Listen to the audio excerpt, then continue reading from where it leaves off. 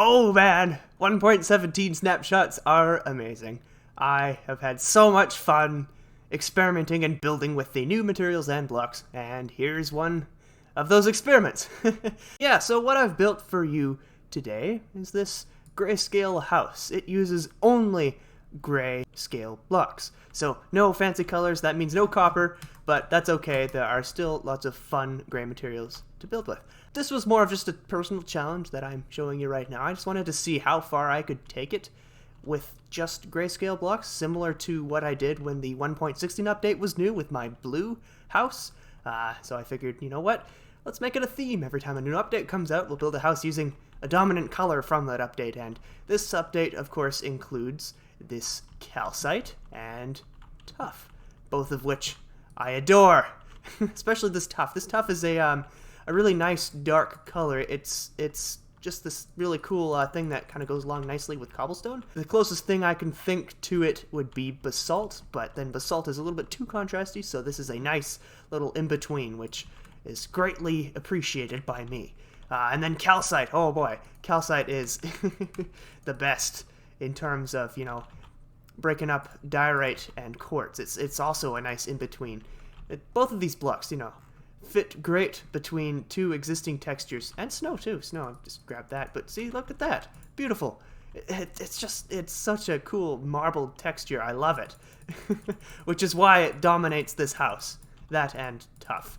Another fancy new block that I absolutely love are these candles, which you can see I've plastered all over the exterior and, as you may soon come to see, the interior of this house.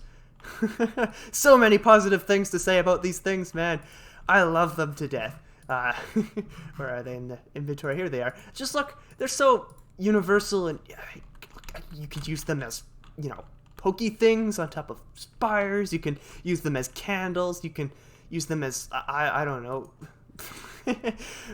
Okay, those are the only two things I can think of right now, but I imagine there are so many more uses to them, and they're I didn't know how much I needed them until I actually had them, so it's nice to finally receive something, you know, that I didn't know I needed.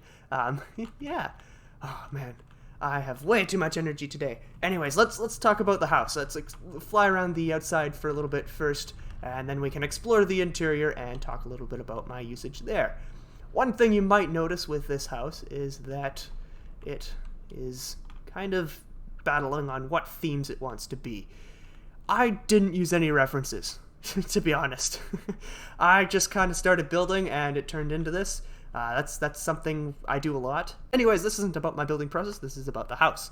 Yeah, so the house doesn't really have any particular theme, although it has kind of gone into this old mansion-y, pokey style. I forget what it's called, but that's kind of where I wanted to lean, or where it kind of started to lean, and then I just accepted that in the end.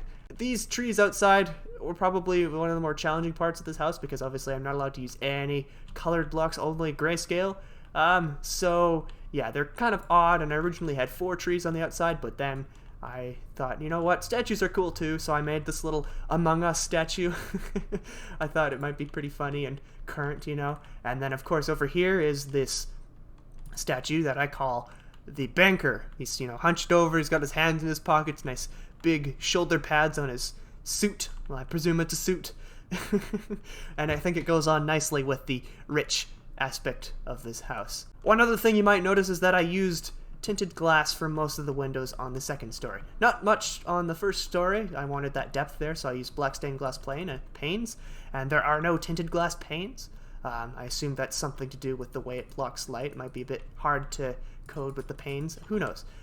Yeah, so I wanted to, of course, use new blocks, and tinted glass is one of those new blocks, and I absolutely love the texture to it. Now, it is a little bit purpley, but I took a little bit, you know, I didn't want to do exact grayscale blocks, because if that were the case, I would have to limit myself so much more. For example, bone blocks are a little bit yellowish. They're not exactly grayscale, and same with blackstone. It's got a purple tinge, so it wouldn't fit in exactly. So I jumped a little bit off the rails here, but I think it fits all right.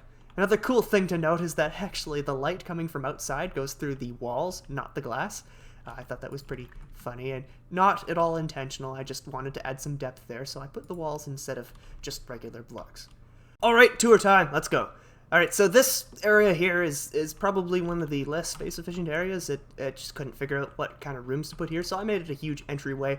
Yeah, and this is the only spot where I actually have candles attached to a chandelier.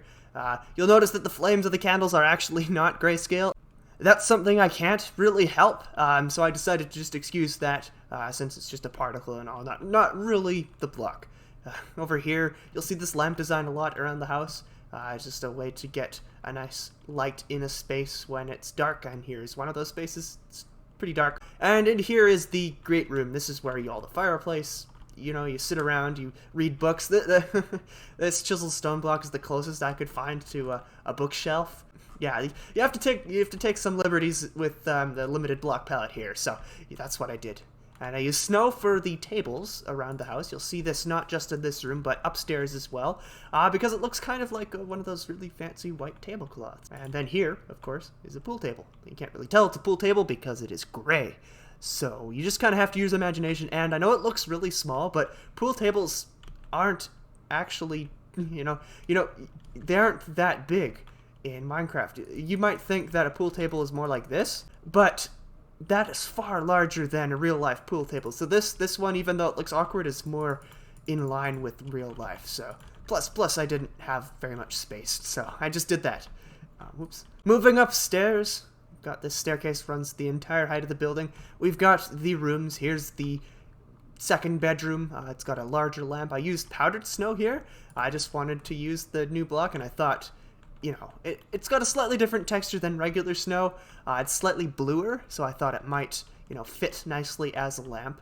Of course, that's still within my margin of color in terms of grayscale here. Yeah, so that's my excuse for using that. Plus powder snow, it looks so cool. It's just this subtle texture, and man, block in a bucket. Never thought I would see that. And then here's the main room. Similar design, same sort of lamps, except I've got two of them. And the only bathroom in the house, that's one thing I didn't do, is bathrooms. I didn't want to try to squeeze in a whole bunch, so I left them and just kept this one here. Yeah, that's pretty much all there is to say. More bookshelves, yay! Moving on further up the stairs, we've got the dining room over here with another chandelier and some nice candles that are on fire. And the kitchen.